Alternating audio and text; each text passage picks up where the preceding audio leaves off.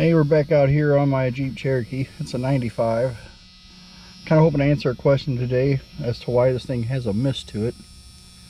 When I first bought this Jeep, it had a bad miss. I'd say it was maybe running on 2 or 3 cylinders. It was pretty bad. But anyway, I went through all the steps I could to fix that. I found a frozen lifter that destroyed a push rod and also destroyed the lifter itself. Luckily, all the pieces were on top of the head when I pulled it off, and I put a new lifter in it,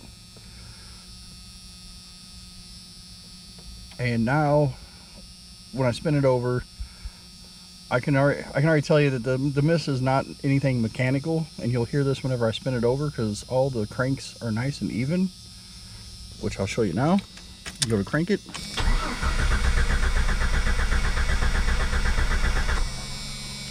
Yeah, all cylinders are at 150 pounds of pressure, which is great. It was not like that when I originally got it. This thing was in bad shape. Had poor maintenance most of its life. It's only got 123,000 miles. But the engine was so full of sludge, it literally took me like an hour just to clean the valve cover because it was 1/8-inch sludge inside of it. It was disgusting. Now, one of the things that can contribute to that, we call them, add-a-quart people. So basically, their engine leaks so much oil that they never change it, and they just keep adding a quart, once a week or whenever. And what that does is it leads to a large amount of sludge in the engine. So, even if you got a really bad oil leak and you're constantly adding oil, still change it, at least every 3 or 4 months or whatever. Because if not, it ruins the inside of the engine. So what I'm going to do now is, I had the fuel cut off there to show you the cranking, and you heard that it was hitting on all cylinders, and this is what it sounds like when it's not hitting on all cylinders, maybe 1 or 2.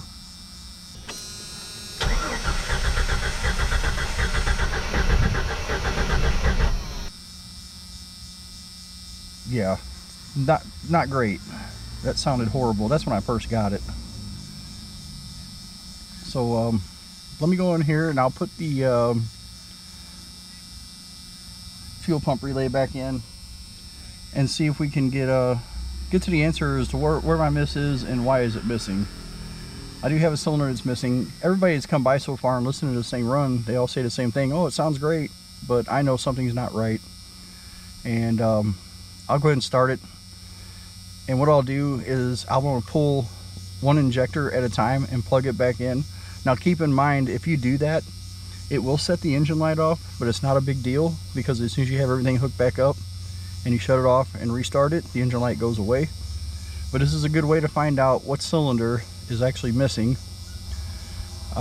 Basically what I'm going to do is remove one injector plug at a time to hear if it changes the way it runs. And if it does, then that means that injector is firing just fine. And it's got spark, like everything should work, But if I unplug it and there's no change at all, well, then we know that cylinder is not firing, and that's where my problem is going to be. Now, the problem could be, well, it could be a mechanical, like a stuck valve or something, but as you just heard me cranking it over, all cylinders are hitting just fine. All cylinders at 150 psi, which is more than adequate for this thing to run.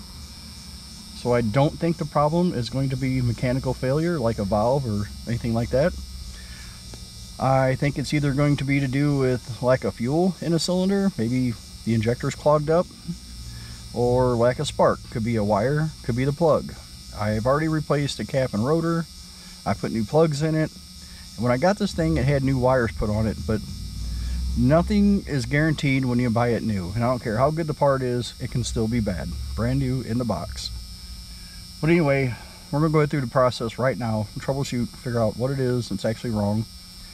But I'm going to go ahead and put the fuel relay back in. I'm going to crank this thing up, and I'm going to pull out 1 or 2 of the good injectors to show you what it sounds like when there's a change. What does this do when you're driving it or when you're trying to run it? Basically, it stumbles on throttle up when you go to hit the throttle. It stumbles real bad. This is a 5-speed, so like whenever I go into second gear and I'm trying to accelerate, it has no power. It runs like crap. So anyway, if I get this bug out of my face, I'll go ahead and get that, I'll go ahead and get it up and running, and we'll start going through the injectors. I already know which one it is because I tested it the other day.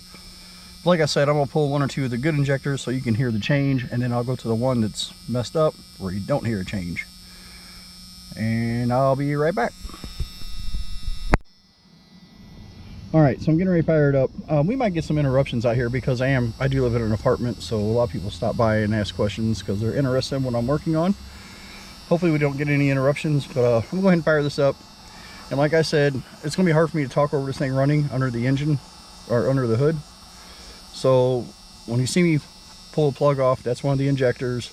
You'll hear the change in the way it runs, and then I'm gonna plug it back in, and you'll hear it come back to sort of a normal idle.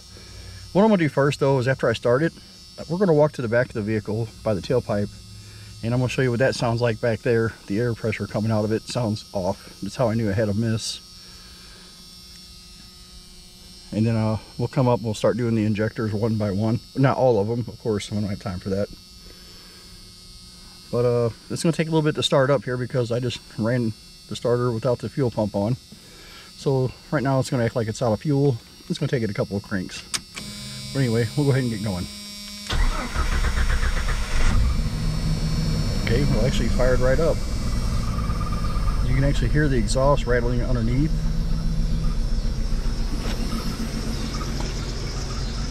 All right, so we're gonna come back here to the exhaust. I'm gonna put my hand down there by it and you can hear it missing. I don't know if you can hear that pop or not.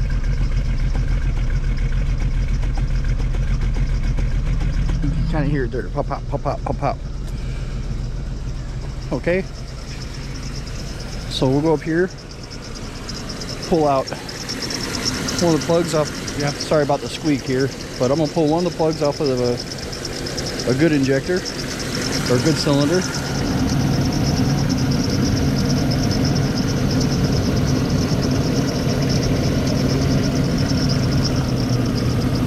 There, you can definitely hear a change. So we know that one's good. Again, there's a change. Back to normal. Now this one back here, number 6, is my problem child. It's off. See there, no change at all. Back on. Off. And back on.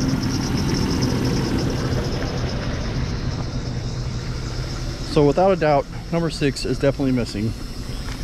Okay, so there you go. Now you see my check engine light's on because I went through and unplugged the injectors while it's running. Now it's not happy.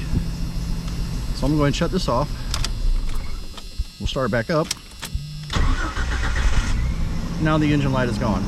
Yeah, my washer fluid is low. I don't really care about that.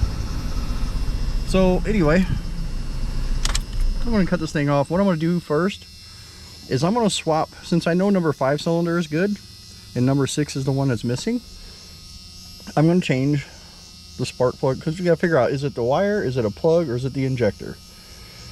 So the first thing I'm going to do is just swap the wire itself between number 5 and number 6 cylinder. If the problem changes and now it's missing on number 5 and not number 6, well then we know the problem was the wire. I'm going to do that with the wire, run it, and then I'm going to do it with the plug, run it. And if I got the wire and plug both changed between the cylinders and the miss is still on number 6, well then the problem will be the injector, because we know the plug and wire on number 5 is working correctly. But I want to do them one at a time so I can differentiate whether the problem is actually a wire or a spark plug or the injector. And the best way I know how to do that, like I said, we'll do the wire first. We'll start it and run it. Check number 5, check number 6. And we'll do the same thing with the plug, number 5, number 6. And like I said, after all that, if it's still missing on number 6, well then the problem's going to be in the injector. So I'll be right back. What I'm going to do now is go ahead and swap the wires around.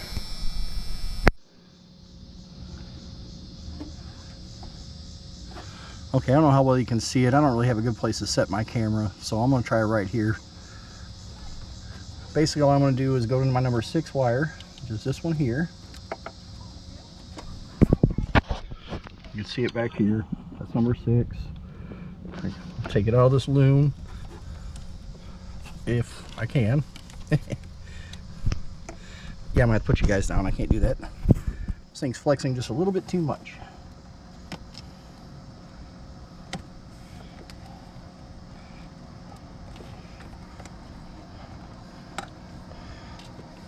Okay.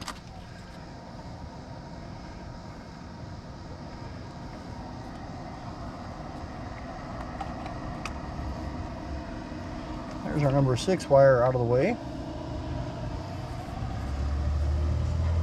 Now we'll take number 5 out. So we're going to take number 5 out. Good Lord. Plug it on number 6. Okay, that's on there. I'll get this wire out of the loom. And pop this over here onto number 6. Sorry, I know you guys can't see what I'm doing here. I apologize about that. I really don't want to sit on top of another spark plug wire though. But it seems like I don't have a choice. Wait, maybe I do if I come underneath. Yeah, that's better. All right. Now, my stomach's growling, so it must be dinner time. We'll go and put this one back on number 5.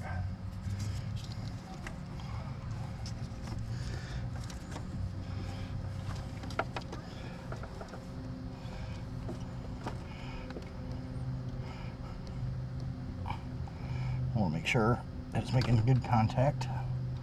Try that again. Yep, there we go. Heard it click.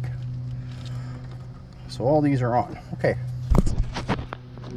Try to do this in live time. Let's go in here and fire it back up. And we'll see if it's the wire. Remember, that's the only thing I've changed so far is the wire.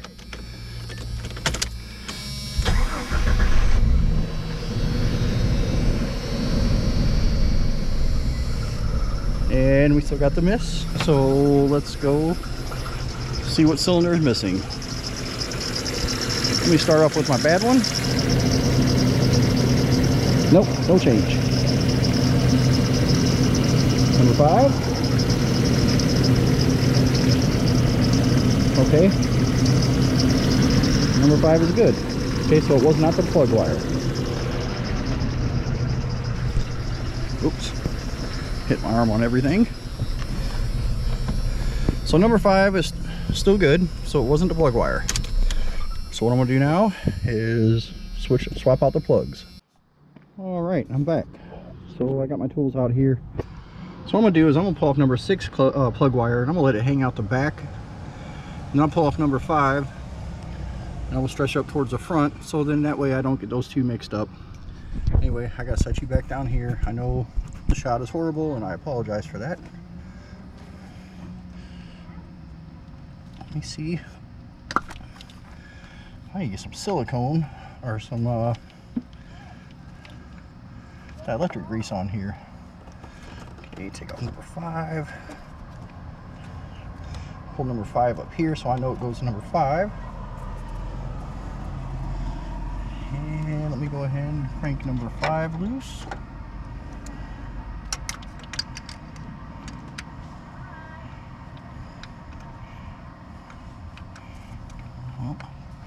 I'll get number 6's plug wire out of the way. There we go.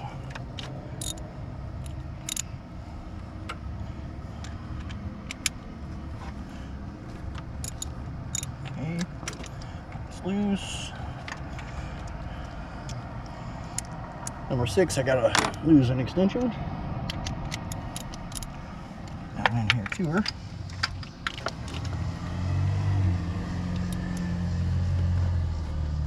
Okay, there's number 6. Let's go ahead and pull number 6 all the way out.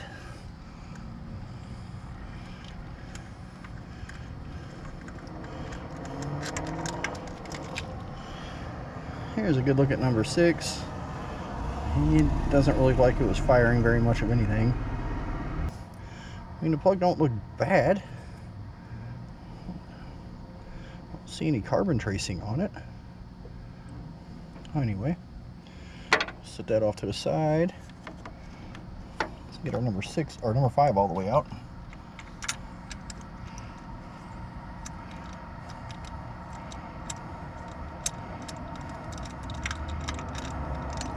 And for comparison, here's number 5. Oh, you can definitely tell that one was burning.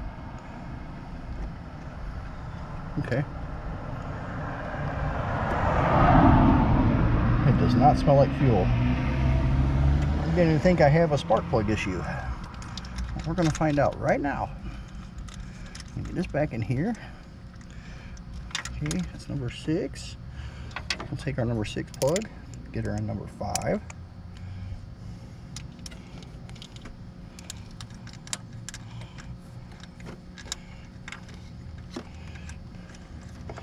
And we start these by hand. Okay. Give a little bit of tighten on there. We ain't got to smoke it, you know, it's just a spark plug.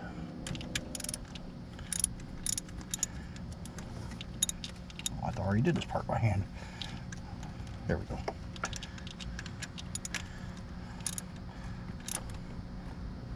Okay. I'm really not putting a lot of pressure on these guys, just so you know.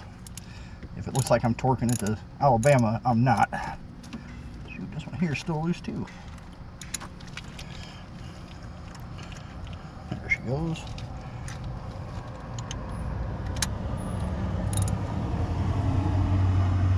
All right, that's number 6. You know, anytime you're working around these things, be careful about the porcelain. Don't go banging it around on there, because it doesn't take much to crack the porcelain on a spark plug. And of course, when you do, they're ruined. Okay, that clicked on.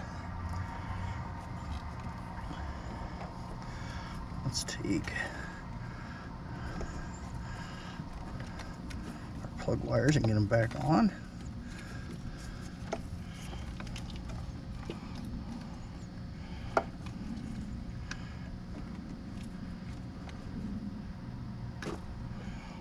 Come on. There it is. Plug wires back on. Okay. I'm not going to leave my tools hanging out underneath the hood here, because I don't mind look smoked by the fan. Don't really need them out there anymore right now anyway. Okay. Fire back up one more time.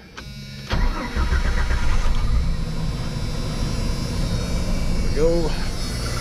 Yep, still has the miss. I can hear the exhaust rattling away. Of course, that just might be the exhaust too. I haven't got a chance to mess with that yet. So, let's go here to a good one. Actually, let's go number 5.